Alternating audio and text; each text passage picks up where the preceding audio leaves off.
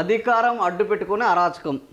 So ఇక్కడ మనం చూడొచ్చు, ఇంకా ఇంత రెడ్ హ్యాండెడ్గా దొరుకుతున్నారు. అదే ఇప్పుడు మనం అన్నాం కదా, కాంగ్రెస్ ఆ సినిమాలో చెప్పినట్టు వాడు ఏందో వాడి స్పెషాలిటీ ఏంటంటే దొంగతనం చేస్తే దొరికిపోతాడు, ఇట్లా దొంగతనం చేయగానే అట్లా దొరికిపోతాడు అన్నట్టు. వీళ్ళ స్పెషాలిటీ ఏంటంటే ఇట్లా దొంగతనం చేస్తున్నారు, అట్లా దొరికిపోతున్నారు. పాపం బీఆర్ఎస్ వాళ్ళు దొంగలని వీళ్ళు నిరూపించడానికి చాలా కష్టపడుతున్నారు 2 ఏళ్ళ నుంచి, కానీ వాళ్ళు దొరకట్లేదు. వీళ్ళు దొంగలు అన్నాడే తప్ప వాళ్ళు దొంగలన్న సాక్ష్యాలు దొరకట్లేదు, వాళ్ళ మీద కమిషన్లు వేసినా తేలట్లేదు, విచారణ చేసినా బయటికి రావట్లేదు. వాళ్ళని దొంగలని ముద్ర వేసడానికి వీళ్ళు ఎంత ప్రయత్నించినా వాళ్ళు దొరకట్లేదు. కానీ వీళ్ళని దొంగలని ఏమి అనకుండా డైరెక్ట్గా ఫోటో చూపెడితే దొరికిపోతున్నారు.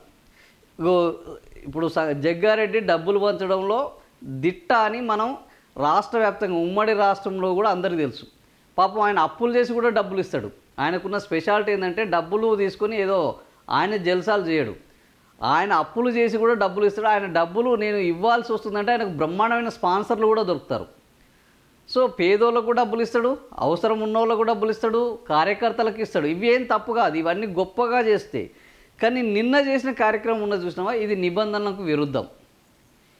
ఇది నిబంధనలకు విరుద్ధము, ఇది అడ్డంగా దొరికిపోయే అంశము. కాబట్టి నిన్న అధికారం అడ్డం పెట్టుకొని మద్యం డబ్బు పంపిణీ చేస్తూ పట్టణాల్లో ఒక ఆయన ఉద్యోగ సంఘాల నేతల్ని, ఇంకొక ఆయన డైరెక్ట్గా సంగారెడ్డిలో చెప్పుల వ్యాపారికి డబ్బులు అందజేస్తున్న టీపీసీసీ నేత మాజీ ఎమ్మెల్యే జగ్గారెడ్డి. సో ఇప్పుడు దాని గురించి ఎందుకు అని డబ్బులు ఇస్తున్నావు అంటే, నేను ఇంతకుముందు చెప్పులు కుట్టించుకున్నాను, నేను డబ్బులు ఇస్తున్నాను కూడా చెప్పొచ్చు. జగ్గారెడ్డి ఏమైనా చెప్పొచ్చు, వానికి ఇంతకుముందు బాకీ ఉన్నాను అది ఇస్తున్నాను, ఇక వీళ్ళకి తెలియలేని వాళ్ళు ఇక నేను ఇదే పని చేసినాను అనుకుంటారు, నేను పని చేయాలంటే గంత ఓపెన్గా చేస్తానని జగ్గారెడ్డి తనదైన స్టైల్లో ఈజీగా చెప్తారు. అందులో పెద్ద విషయం ఏం లేదు.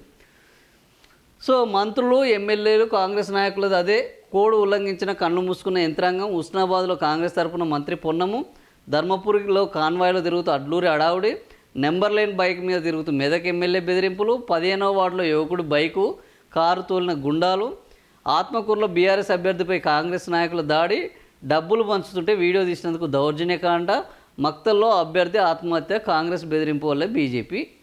సో ఈ రకంగా ఈ ఎన్నికలు ఎంతవరకు వెళ్ళినాయి అంటే, ఇంతకుముందు ప్రలోభాలు పెడితే సరిపోయేది, ఎదుటి వాళ్ళను భయపెట్టేది. కానీ కాంగ్రెస్ వచ్చిన తర్వాత అసెంబ్లీ ఎన్నికల్లో కూడా ఏం జరిగింది, అసెంబ్లీ పంచాయతీ ఎన్నికల్లో సర్పంచులను కిడ్నాప్ చేయడం, సర్పంచులను వేధించడం, సర్పంచులకు మూత్రం తాగించడం, నిమ్న కులాల వాళ్ళను బీసీలను ఘోరంగా అవమానించి బెదిరించి వాళ్ళ కుటుంబాలను భయభ్రాంతులకు గురి చేయడం, ఇట్లాంటి అరాచకపు అంటే రాచరిక వ్యవస్థలో జరిగే ఈ నియంతృత్వ పోకడలు ఈ మధ్య మళ్ళీ కాంగ్రెస్ వచ్చిన తర్వాత మొదలైనవి. వాస్తవానికి నియంతృత్వాన్ని బీఆర్ఎస్ పార్టీని తిట్టారు. బీఆర్ఎస్ పార్టీలోని నియంతృత్వం ఎక్కువ ఉందనుకున్నారు. ఎస్, బీఆర్ఎస్ పార్టీలో అధికారం వచ్చిన తర్వాత అది ప్రగతి భవన్ వరకే ఉండేది. ఊర్లలో నియంతృత్వం లేదు, కార్యకర్తల్లో నియంతృత్వం లేదు, ఎమ్మెల్యేలో నియంతృత్వం లేదు, మంత్రుల్లో లేదు. ఓన్లీ అక్కడి వరకే ఆ ప్రగతి భవన్ వరకే అది కనిపించింది. ఉన్నదా లేదా అనేది తర్వాత విషయం. ఇప్పుడు ఏమవుతుందంటే ఊర్లలోకి పాకింది నియంతృత్వం. ఒక సర్పంచ్ని, ఒక బీసీ సర్పంచ్ని, ఒక ఎస్సీ సర్పంచ్ని అగ్రవర్ణాలకు చెందిన మరొక సర్పంచ్ అభ్యర్థి కిడ్నాప్ చేయడము, మూత్రం తాగించడం, వాడిని వేధించడము, ఆ కుటుంబాన్ని మొత్తము ప్రాణభయంతో విలవిలలాడేటట్టు భయపెట్టడము, వాళ్ళని అసలు ఎన్నికల్లో పాల్గొనకుండా ఎక్కడికో ఊర్ల నుంచి వెళ్ళగొట్టడము, పొలిమర్లను దాటనీయకపోవడము, ఇంట్లోనే అరెస్టు చేయడం వాళ్ళని, ఇట్లాంటి రకరకాల విచిత్రాలు జరుగుతున్నాయి.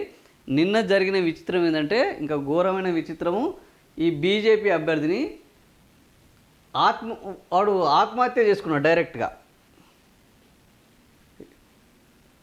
ఇగో ఈ అభ్యర్థి మక్తలో అభ్యర్థి, భాజపా అభ్యర్థి, తను కేంద్రంలో అధికారంలో ఉన్నారు, ఇక్కడ బాగానే అంతో ఎంతో కొట్లాడుతున్నారు, అయినా కూడా అభ్యర్థి ఆత్మహత్య చేసుకు. కారణం ఏంటి అంటే వాళ్ళ అన్న పోలీసుల బెదిరింపులే కారణం అంటూ కమలం పార్టీ ఆరోపణ.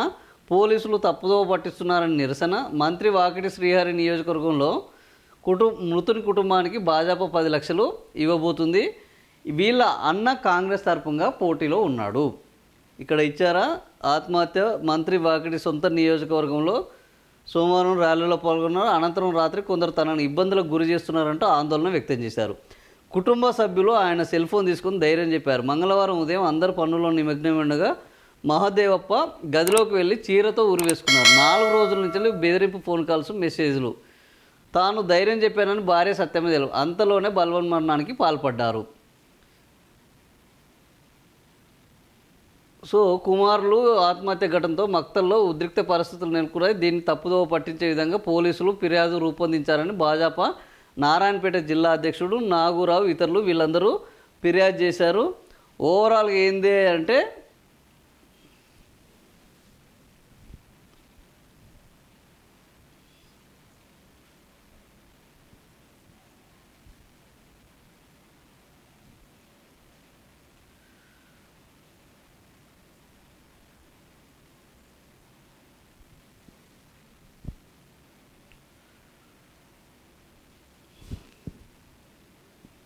ఇగో సొంత అన్న అదే వార్డులో కాంగ్రెస్ నుంచి సొంత అన్న పోటీలో ఉన్నాడు.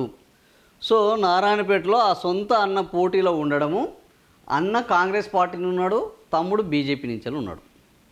సో అన్న గెలవాలంటే తమ్ముడు తప్పుకోవాలి. తమ్ముడు తప్పుకుంటే బాగానే ఉంటుంది, కానీ శాశ్వతంగా తప్పించే కార్యక్రమం జరిగింది. అదే అతన్ని ఆత్మహత్యకు పురిగొల్పడం. సో ప్రధాన పోటీలైన బీఆర్ఎస్, బీజేపీ, కాంగ్రెస్ ముగ్గురు సొంత అన్నదమ్ములు తమ పార్టీల నుంచి రంగంలోకి దించాయి. బీజేపీ నుంచి ఎరకల మహదేవప్ప, కాంగ్రెస్ నుంచి అతడి అన్న, బీఆర్ఎస్ నుంచి వాళ్ళ తమ్ముడు నామినేషన్ వేశారు. ముగ్గురు వేశారు ఒకటే కుటుంబం నుంచి. సో బీఆర్ఎస్ నుంచి నామినేషన్ వేసిన తమ్ముడు ఉపసంహరించుకోవడంతో పోటీలో ఉన్న బీజేపీ, కాంగ్రెస్ నుంచి ఆల్రెడీ బీఆర్ఎస్లో ఉన్నాయన ఉపసంహరించుకున్నాడు. ముగ్గురు అన్నదమ్ములు వేసారు. బీఆర్ఎస్ నుంచి ఉపసంహరించుకున్నాడు. కాంగ్రెస్ గెలవాలి కాబట్టి బీజేపీ అయినా ఉపసంహరించుకోకపోవడంతో ఆయనకు బెదిరింపు కాల్స్ చేశారు.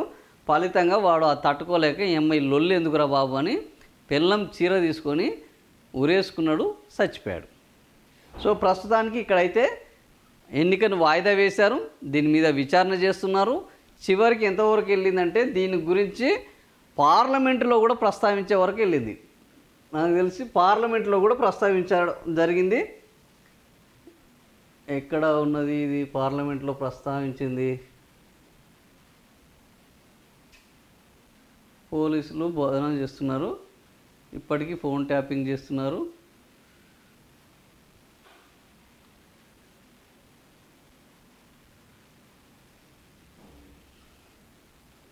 కిషన్ రెడ్డి పార్లమెంట్లో కూడా దీన్ని ప్రస్తావించడం జరిగింది. ఓవరాల్గా బీజేపీ కౌన్సిలర్ అభ్యర్థి ఇతను చనిపోయాడు.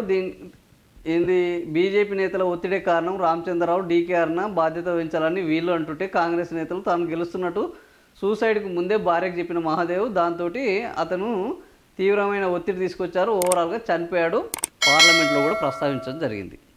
బీజేపీ నేత ఒక వార్డు కౌన్సిలర్ కూడా ఏ పరిస్థితిలో ఈ కాంగ్రెస్ పార్టీ తయారైంది, కొంతమందిని కిడ్నాప్ చేస్తున్నారు, కొంతమందిని బెదిరిస్తున్నారు, కొంతమందిని ఆత్మహత్యకు పాల్పడేటట్లు చేస్తున్నారు, కొంతమందిని అసాంఘిక కార్యక్రమాలకు గురి చేసి వాళ్ళని లొంగ తీసుకుంటున్నారు.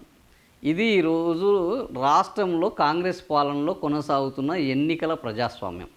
ఇది ఎన్నికల అప్రజాస్వామికము. అయినా కూడా ఎన్నికల కమిషన్ ఏమైనా స్పందిస్తుందంటే నిమ్మకు నీరెత్తినట్టు ఉన్నది. మేము ఏర్పాట్లు చేస్తాం, ఎన్నికలు నిర్వహిస్తాం, కానీ ఈ ఎన్నికల అక్రమాలను, ఎన్నికల్లో డబ్బును మేము పట్టుకునేది లేదు. పట్టుకోవాల్సి వస్తే బీఆర్ఎస్ నిన్న మంచిర్యాలలో పట్టుకున్నారు. బీఆర్ఎస్ నేత ఒక కౌన్సిలర్ దగ్గర 34,000 రూపాయలు ఉంటే పట్టుకున్నారు. అరే 34,000 రూపాయలు ఉంటే ఎందుకు పట్టుకున్నారు? 50,000 రూపాయల వరకు తీసుకెళ్లే ప్రొవిజన్ ఉన్నది. ఒక అభ్యర్థి కాదు, సామాన్య వ్యక్తి కూడా 50,000 రూపాయల వరకు తీసుకెళ్ళొచ్చు.